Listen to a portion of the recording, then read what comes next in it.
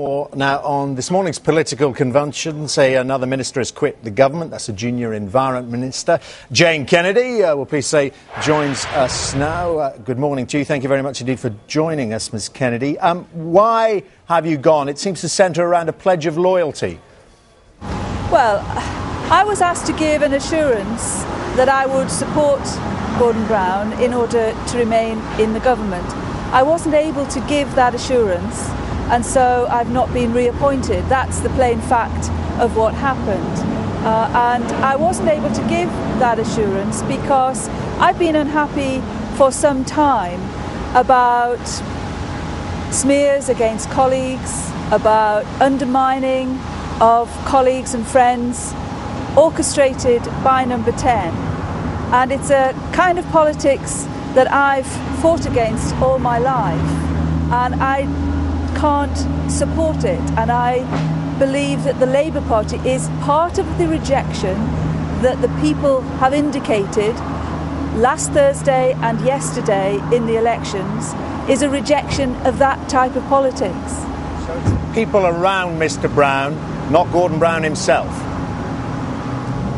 I can't distinguish between the two, and in my view it is how politics is driven forward by Gordon and the people around him, and it really gets me very angry when I see that type of behaviour. I fought against the militant tendency here in Liverpool in the 1980s and helped the Labour Party drive them out. Now, one of the reasons why I did that was because I was appalled at their conduct of politics, the bullying, the threats and intimidation, and I can't stand by any longer and say that I am content when that is happening. And all I can do is say what I believe is right, and that's what I've done in conversations with friends over this last weekend.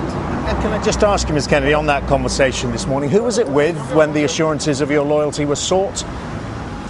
Well, I've talked to a number of people. I've talked to friends of mine who are in the cabinet and friends who I've known for a long time. But it culminated in a conversation with Gordon, and we had a friendly exchange of views, but I did make it clear that I was sorry that I couldn't offer him the support that he was asking for. And in terms of these smears you allude to, could you be more specific? You're talking about Alistair Darling, the Chancellor, and it seems attempts to manoeuvre him out of the way last week and get Ed Balls in. Everybody who is active in politics in Westminster knows what I'm alluding to, and we have not even had a chance really, seriously, as a Parliamentary Labour Party, to discuss the matters that arose out of the Damien McBride incident when he was fired from Number 10. And I know that there is a real effort to change things, but my view is that, and the view of many of my party activists here in Liverpool, where, by the way, we had a very good result for Labour this weekend, and 15% ahead of our nearest rivals in Liverpool. So we can win Labour votes. We know how to do it. We just have to get our message across. And I'm afraid part of my disquiet is that Gordon isn't able to do that, and that's part of why I believe voters are turning against us. It's his style, it's the type of politics that he engages in,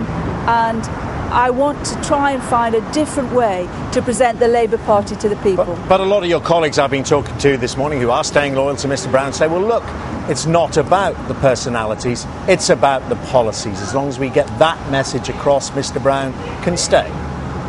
That the key is getting the message across. And when the public have turned away from us and are not prepared to listen to us because they don't give us the credit for the policies, because they're focused on the way and the style and the image of our politics, and they're rejecting that, then we can't get the message across. And so I really want to say to Gordon and to those around him, we need to bring about a different way, a different conversation with people in Britain so that we can regain their trust and confidence. What do you think will happen if he doesn't go then in your analysis? Is he going to lead the Labour Party onto the rocks?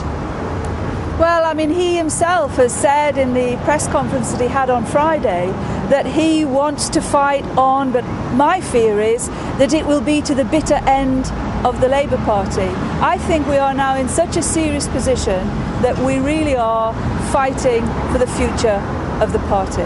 And are you going to fight this evening down in Westminster? Are you going to attend this Parliamentary Labour Party meeting, the backbenchers get together and tell Gordon Brown what they think? Will you be putting Mr Brown on the spot there? Well, I wanted to wait till the Parliamentary Labour Party to hear what colleagues had to say before saying anything public, but obviously when you realise that you can't any longer do that, in all honesty, and once you've reached that point, you know that the time has come for you to leave. Yeah, I mean, you say he reminded you that he brought you back into government. That sounds like he's saying you owe me one.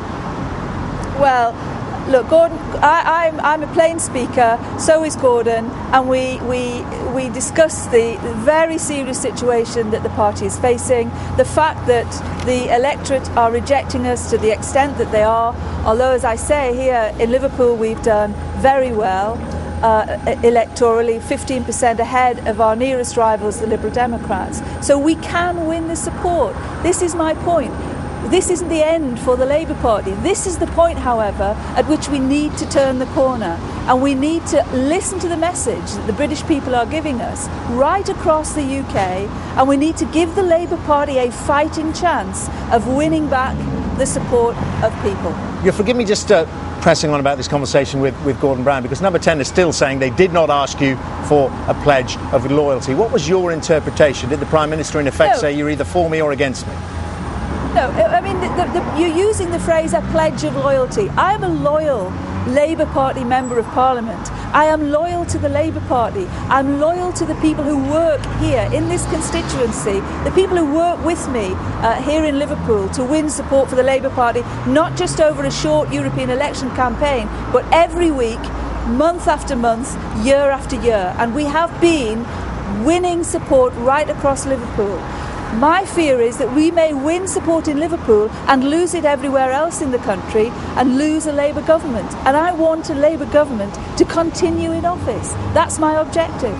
Yeah, we understand your loyalty to the Labour Party, no doubt about that. But what about to the Prime Minister? We know he's stretching every sinew in his body to stay on as Prime Minister. You've had that conversation with him this morning. You've just told me, you've told the nation that you don't have confidence in him as leader of the party anymore. Did he ask you for a pledge of loyalty to him? No, he didn't personally need to do that. And the conversation, it wasn't as mechanical as that. But our conversation, as I say, was comradely, and we were able to discuss the issues in a frank and honest way. We exchanged views. It wasn't angry, it wasn't heated, but I'm afraid I did have to say what I felt in my heart about where the Labour Party is and where it's going and where the Labour Party needs to get to before we can present a message to the British people that they will listen to. And who decided it was time for you to leave government then, you or the Prime Minister? In that respect, it was me. It was my decision. So you said no loyalty, then I should go. Should Gordon Brown go? Would your ideal situation be that he goes tonight and that then there's a leadership process and an election sometime in the autumn?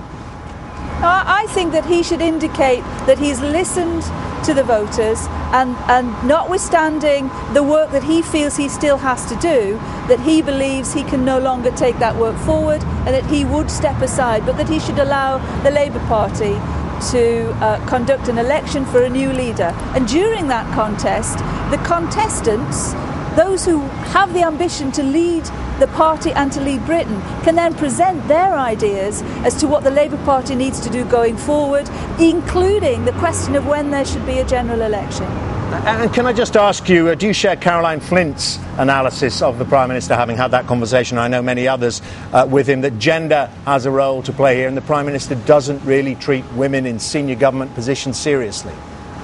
I could not share that criticism because, in all honesty, I've been given every chance in government to serve the Labour government, both under Tony Blair and under Gordon Brown. So I've no quarrel with Gordon Brown on that score.